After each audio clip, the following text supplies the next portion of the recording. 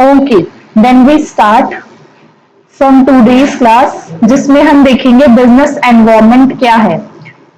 सबसे पहले मीनिंग को समझते हुए आगे अपने चैप्टर को प्रोसीड करेंगे। बिजनेस एनवायरनमेंट क्या है? देखो, सबसे पहले दो टर्म है इसमें, एक है आपका बिजनेस, दूसरी टर्म है आपकी एनवायरनमेंट। बिजनेस मतलब हमारा एक फॉर्मल सेक्टर, या और बिजनेस को कह सकते हैं प्रॉफिट मेकिंग एंटिटी, एक ऐसी एंटिटी जिसका मेन मोटिव क्या है? प्रॉफिट कमाना। एनवायरनमेंट क्या है? एनवायरनमेंट है हमारी सराउंडिंग। एनवायरनमेंट है हमारी सराउंडिंग। तो बिजनेस एनवायरनमेंट क्या है? बिजनेस एनवायरनमेंट है कि हमारी सराउंडिंग का एक बिजनेस के ऊपर क्या इम्पैक्ट पड़ता है, कौन कौन से फैक्टर हैं जो अफेक्ट करते हैं सराउंडिंग के, हमारे एनवायरनमेंट के जो इफेक्ट देते हैं, हम प्रॉफिट कितना कमा पाएंगे, हमारे ऑपरेशंस कैसे होंगे, हमारी डिसीजन मेकिंग कैसे होगी। ये हम जो बात कर रहे हैं हमारे परफॉर्मेंस की, हमारे डिसीजन मेकिंग की, या कंपनी के ऑपरेशंस की, ये सब हम क्यों करते हैं, इन सब का मोटिव क्या होता है, ये सब देखते हैं क्यों है? ताकि हम ये देख सके हम कितना प्रॉफिट कमा रहे हैं, कितना लॉस कमा रहे हैं, और फ्यूचर प्लान क्या होना चाहिए, इसी के लिए ही देखते हैं। तो बिजनेस एनवायरनमेंट क्या है? ये एक कॉम्बिनेशन है किसका? Internal and external environment. Internal external environment अभी हम पढ़ने वाले हैं, थोड़ा सा वेट करोगे। बिजनेस एनवायरनमेंट कॉम्बिनेशन है कुछ इंटरनल और कुछ एक्सटर्नल एनवायरनमेंट का, जो अफेक्ट करते हैं किस पे? हमारी फंक्शनिंग पे, ग्रोथ पे और डिसीजन मेकिंग पे। ये सब हम चेक क्यों करते हैं? ताकि बिजनेस कितने प्रॉफिट में है, कितने लॉस में है, उसकी ग्रोथ क्या है। ग्रोथ क्या हम करंट की चेक करते हैं? यस। ग्रोथ क्या हम पहले की चेक करते हैं, पहले कितनी थी? यस। ग्रोथ क्या हम फ्यूचर की कोशिश करते हैं एंटिसिपेट करने की कि फ्यूचर में क्या ग्रोथ होगी? यस। तो इसके अंदर वो हर चीज आती है जो कहीं ना कहीं हमारे बिजनेस के ऑपरेशंस में या बिजनेस की ग्रोथ में या किसी भी तरीके से पॉजिटिव एंड नेगेटिव तरीके से बिजनेस को अफेक्ट करेगी। It include your economic condition, it include competitors, it include government policies. समझ में आया बिजनेस एनवायरनमेंट क्या है? समझ मीनिंग समझ में आया कि actually what is the mean by the business environment. ये आपका शॉर्ट पॉइंट है, इसको ध्यान में रखोगे। पेपर में ये ऐसी ऐसी चीजें बना के आया करो। ऊपर डेफिनेशन लिख दी आपने 2 से 3 लाइन में, बीच में आपने ये जो मैंने आपको बताया कि बिजनेस हमारा प्रॉफिटेबल एंटिटी है, एनवायरनमेंट हमारी सराउंडिंग है, ये बीच में लिखने के बाद लास्ट में 3-4 लाइन लिख दी, पेज फुल। डायग्राम भी यूज हो गया उसमें, डेफिनेशन भी होगी, नेक्स्ट पेज से फीचर्स लिख दो। समझ में आया? करना कैसे है, आगे आ जाओ। कुछ फीचर्स देखते हैं बिजनेस एनवायरनमेंट की। बिजनेस एनवायरनमेंट आपका डायनेमिक इन नेचर है। डायनेमिक इन नेचर का मतलब क्या है? It may be change and it is continuous change. आपने जो एक बार प्लान किया है, this plan is not rigid and it's not fix for life time of business. ये रिजिड नहीं है, ये फिक्स नहीं है, इट इज कॉन्टिन्यूसली चेंज। और ये चेंज होता है इसी की वजह से टाइम टू टाइम हमें अपने डिसीजंस में भी चेंज करना पड़ता है, हमें अपनी पॉलिसीज में भी चेंज करना पड़ता है। क्लियर? उसके बेसिस पे ही हम कंक्लूजन निकालते हैं कि एक्चुअली में बिजनेस में क्या चीजें अफेक्ट कितनी हद तक करेगी, ताकि हम बिजनेस एनवायरनमेंट से अफेक्ट होने वाले फैक्टर को एंटिसिपेट करके उनको कंट्रोल किया जा सके। तो बिजनेस एनवायरनमेंट क्या है? This is dynamic in nature, it is changeable in nature and it is also a complex factors. ये एक बिजनेस एनवायरनमेंट को देखो समझना ना इतना इजी नहीं है। दिस इज कॉम्प्लेक्स, एक के साथ दूसरी चीज कनेक्ट होती है। ग्रोथ होगा तो प्रॉफिट होगा, प्रॉफिट होगा तो आपके नंबर ऑफ ऑर्गेनाइजेशंस बढ़ेंगे, ऑर्गेनाइजेशन बढ़ेंगे मतलब कंपटीशन ज्यादा होगा, कंपटीशन ज्यादा होगा मतलब आपको और ज्यादा पैसा इन्वेस्ट करना पड़ेगा, और ज्यादा पैसा कंपटीशन को बीट करने के लिए इन्वेस्ट करोगे तो ओवरऑल प्रॉफिट फिर से कम हो जाएगा। This is complex phenomena. Everything is connected with each other and all these factors are independent to each other.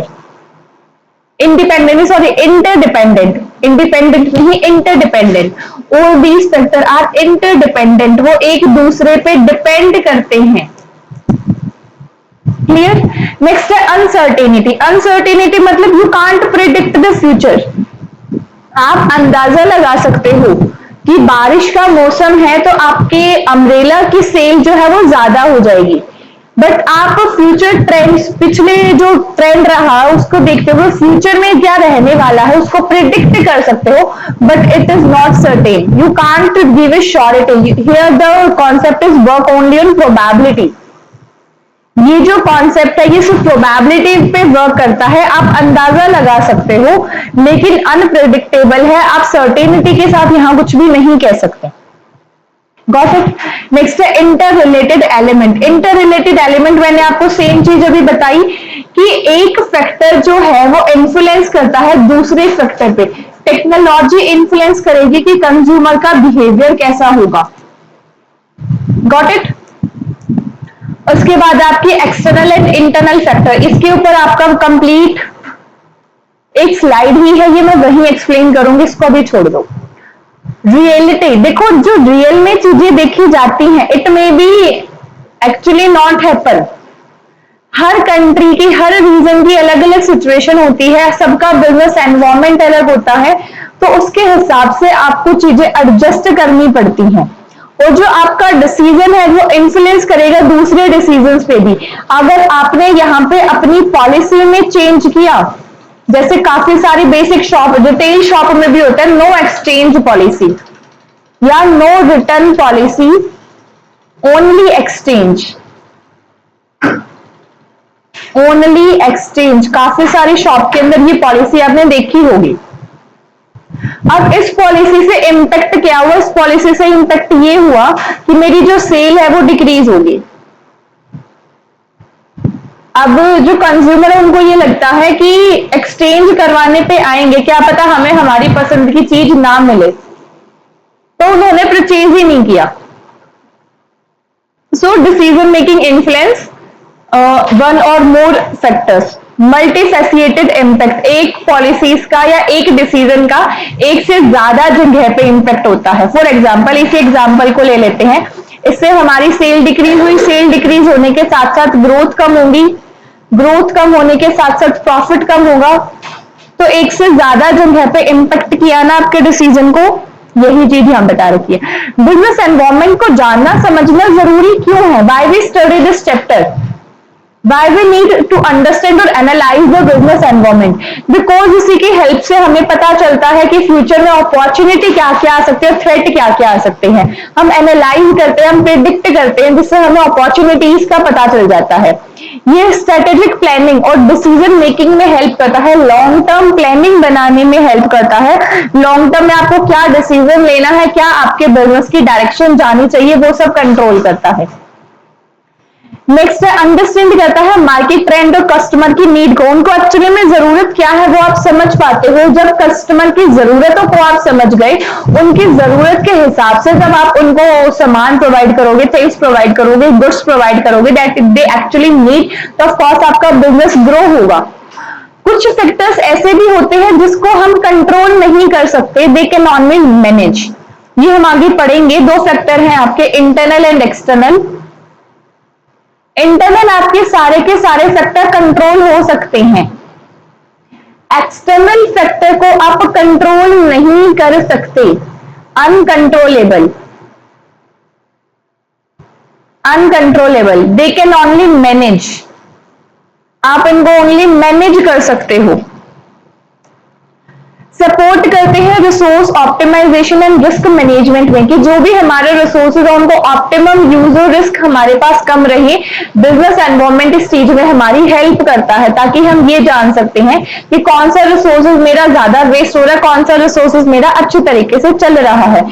साथ ही इससे हमें कॉम्पिटेटिव एडवांटेज भी मिलती है। कॉम्पिटेटिव एडवांटेज कैसे मिलती है?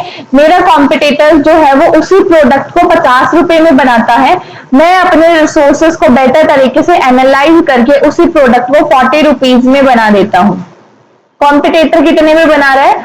50 रुपीज में। मार्केट में ये प्रोडक्ट कितने का सेल आउट हो रहा है? 80 रुपीज का।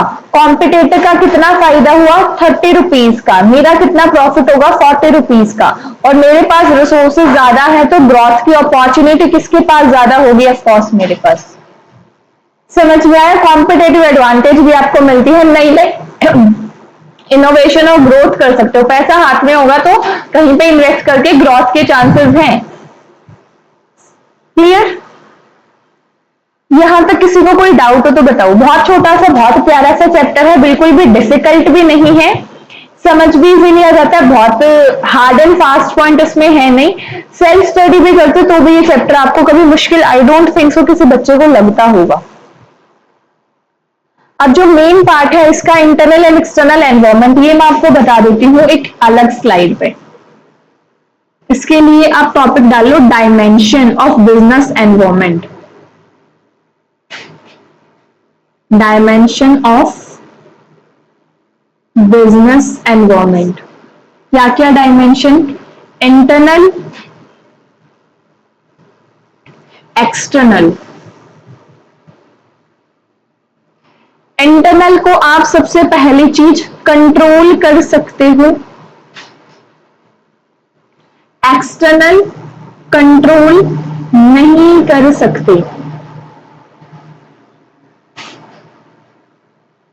अनकंट्रोलेबल। क्लियर यहां तक? जो भी आपके इंटरनल हैं, it's depend on business, affect organization to organization, affect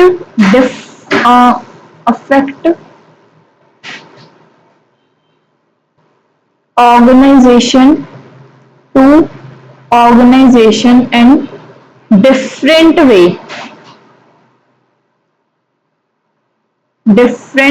her organization को अलग तरीके से अफेक्ट करते हैं, किसी को ज्यादा किसी को कम। ये हर ऑर्गेनाइजेशन, और इसको आप होल्ड कर सकते हो, इसको आप होल्ड नहीं कर सकते। Affect each and every organisation,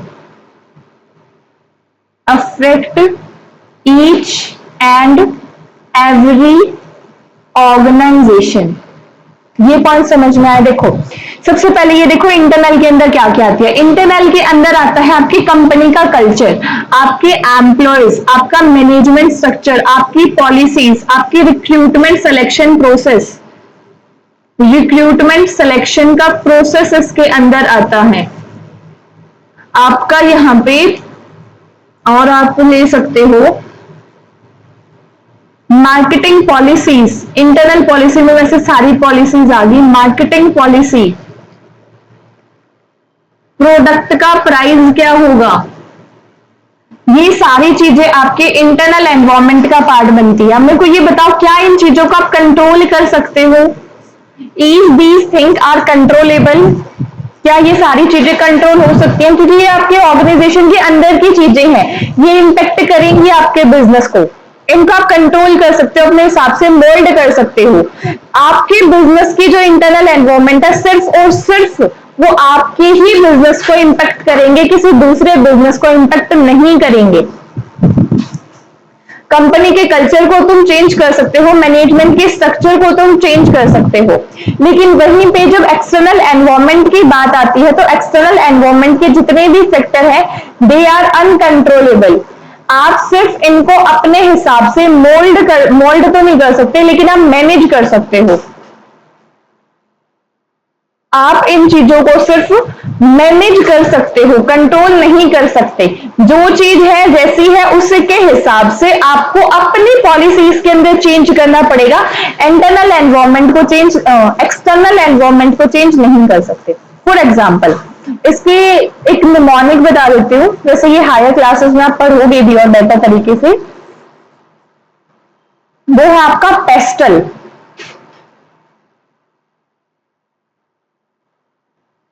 pastel ये है आपकी एक्सटर्नल एनवायरनमेंट, एक्सटर्नल एनवायरनमेंट। इसी पार्ट को मैं इसमें एक बाइफरकेशन आपकी और करवाती हूँ, देखो यहां पे। एक सेकेंड। आपका एनवायरनमेंट है बिजनेस एनवायरनमेंट। बिजनेस एनवायरनमेंट दो तरीके से हुआ, क्या क्या, इंटरनल और एक्सटर्नल।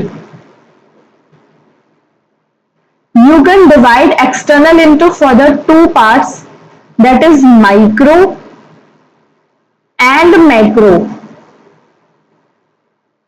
इनको कह सकते हो आप they can control,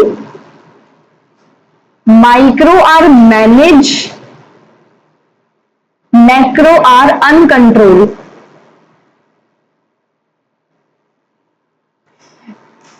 इंटरनल के अंदर आगे आपके कलर चेंज कर लेते हैं। इंटरनल के अंदर आगे आपकी पॉलिसी, आपके आगे एम्प्लॉय, आपके आगे यहां पे वो सारे रिसोर्सेस, आपके आगे बोर्ड ऑफ डायरेक्टर,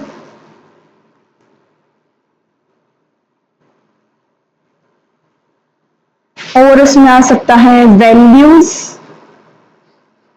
स्ट्रक्चर, और आ सकता है आपके इन्वेस्टर्स या शेयर होल्डर। ये सब समझ में आया? ये हो गया आपके इंटरनल। अब एक्सटर्नल में माइक्रो एंड मैक्रो दो है। माइक्रो के अंदर क्या क्या आ सकता है? माइक्रो के अंदर आ सकता है आपके कस्टमर,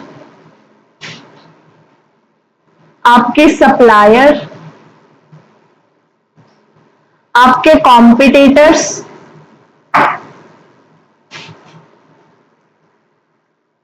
आपके इसमें आ सकता है पब्लिक भी आ सकती है ऑफ कोर्स, स्टेक होल्डर,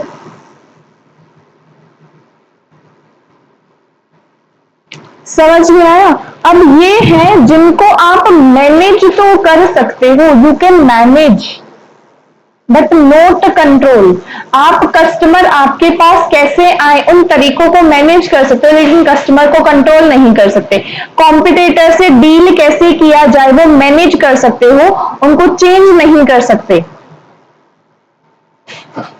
उसके बाद लास्ट है आपके पास मैक्रो। मैक्रो के अंदर आ जाओ पेस्टल, PESTEL।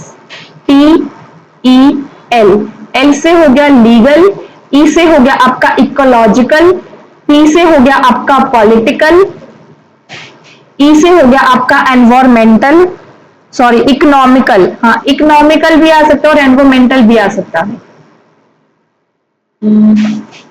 एस से हो गया आपका सोशल, टी से हो गया आपका टेक्नोलॉजिकल। क्लियर हुआ? ये चार्ट अपनी नोटबुक में सुबह बना लो ताकि चीजें तुम्हें याद रहें। यहां मैं दोबारा लिख देती हूं, political, economical, social, technological, environmental,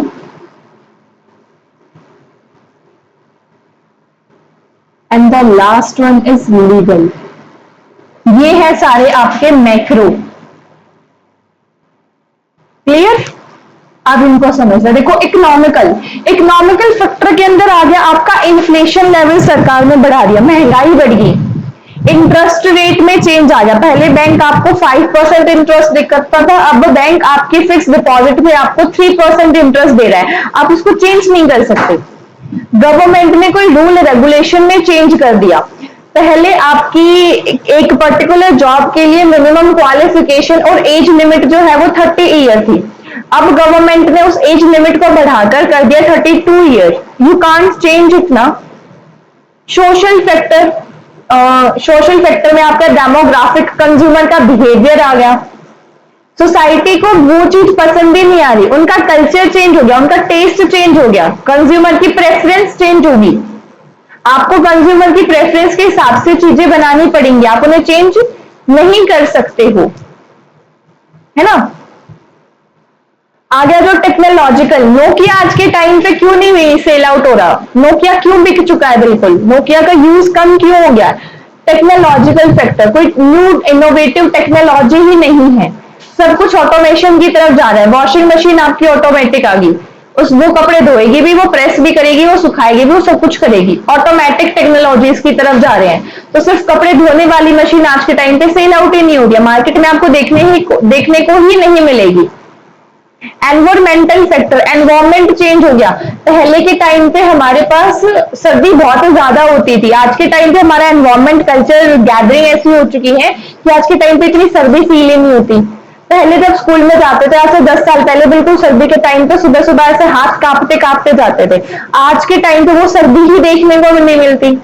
global warming बढ़ गई, क्लाइमेट चेंज हो गया, सस्टेनेबिलिटी चीजों की कम होती जा रही है, इसीलिए विंटर्स गर्म कपड़ों की डिमांड कम होती जा रही है। कॉम्पिटिटर्स, बिजनेस इतना बढ़िया था कि नए नए कॉम्पिटिटर आ गए, सब हर बिजनेसमैन को इस बिजनेस के अंदर प्रॉफिट दिखने लग गया, कॉम्पिटिटर्स बढ़ गए आपके। तो these are the external factor that are uncontrollable. Got it. इसी से रिलेटेड एक टर्म और आती है हमारी एनवायरमेंट स्कैनिंग। अब ये एनवायरमेंट स्कैनिंग क्या है, देखो एनवायरमेंट स्कैनिंग एक तरीके की प्रोसेस है जिसके थ्रू आप बिजनेस एनवायरमेंट को समझने की कोशिश करते हो। एंड बिजनेस एनवायरनमेंट को क्यों समझा जाता है, अपॉर्चुनिटीज और थ्रेट को जानने के लिए। तो एनवायरनमेंट स्कैनिंग के थ्रू हम करते क्या है, एनवायरनमेंट स्कैनिंग के थ्रू हम एनवायरनमेंट को स्कैन करते हैं और कंक्लूजन निकालते हैं कि अपॉर्चुनिटीज क्या है, थ्रेट क्या है। इंटरनल सेक्टर कौन से ज्यादा हैवी हो रहे, एक्सटर्नल सेक्टर कौन से ज्यादा हैवी हो रहे हैं, किस सेक्टर को चेंज करना चाहिए, किसमें को हमें कंटिन्यू रखना चाहिए। तो एनवायरनमेंट स्कैनिंग एक प्रोसेस है जिसके अंदर सबसे पहले आप चीजों को कलेक्ट करते हो, आप एनालाइज करोगे, आप इंटरप्रिटेट करोगे उस इंफॉर्मेशन को about the external and the internal factors. क्यों इंटरप्रिटेट करते हो, क्यों फाइंड करते हो, क्यों कलेक्ट करते हो, ताकि आप अपॉर्चुनिटीज एंड थ्रेट जान पाओ फ्यूचर में जो होने वाले हैं आपके बिजनेस के।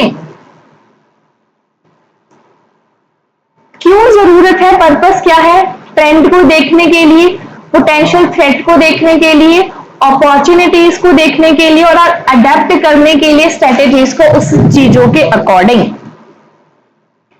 छोटा सा प्यारा सा चैप्टर था हमारा, किसी को कहीं पे कोई भी डाउट आया हो तो एक बार उनको बता दो, एक बार रिपीट करवा देती हूँ। हमने पढ़ा क्या, सबसे पहले हमने बिजनेस एनवायरनमेंट के बारे में देखा, जिसमें हमने देखी बिजनेस क्या है, एनवायरनमेंट क्या है।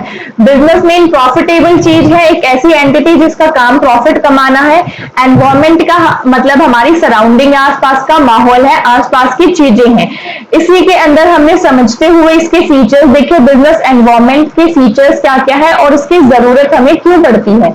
बिजनेस एनवायरनमेंट में मेनली दो तरीके का एनवायरनमेंट हमने देखा, एक है हमारा इंटरनल एनवायरनमेंट और एक है एक्सटर्नल एनवायरनमेंट। इंटरनल एनवायरनमेंट जो अंदर का एनवायरनमेंट है, जिसको आप चेंज कर सकते हो, मॉडिफाई कर सकते हो, कंट्रोल कर सकते हो। एक्सटर्नल एनवायरनमेंट आपका बाहर का एनवायरनमेंट, जिसमें फर्दर दो टाइप आती है, micro environment and the macro environment. Micro environment वो है जिसे कंट्रोल तो नहीं किया जा सकता, लेकिन अपनी पॉलिसीज में चेंज करके, इंटरनल एनवायरनमेंट में चेंज करके इनको मैनेज किया जा सकता है। वहीं पे मैक्रो एनवायरनमेंट जिसको कंट्रोल भी नहीं किया जा सकता, जिसको मैनेज भी नहीं किया जा सकता, ये इसका इफेक्ट हर बिजनेस के ऊपर होगा, सबको अपने अपने तरीके से इसे टैकल करना पड़ेगा। देन हमने इससे रिलेटेड एक टर्म और देखी जो कि है एनवायरनमेंट स्कैनिंग।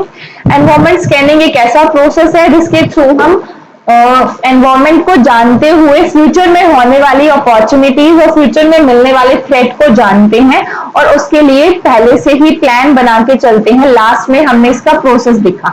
ये था हमारा कंप्लीट चैप्टर आज का। अगर किसी को कोई भी यहाँ पे डाउट हो तो आप लोग पूछ सकते हो, बट मेरी तरफ से आज की क्लास इतनी ही थी। Very thank you so much to all of you. किसी का कोई डाउट हो तो बेशक आप लोग पूछ सकते हो।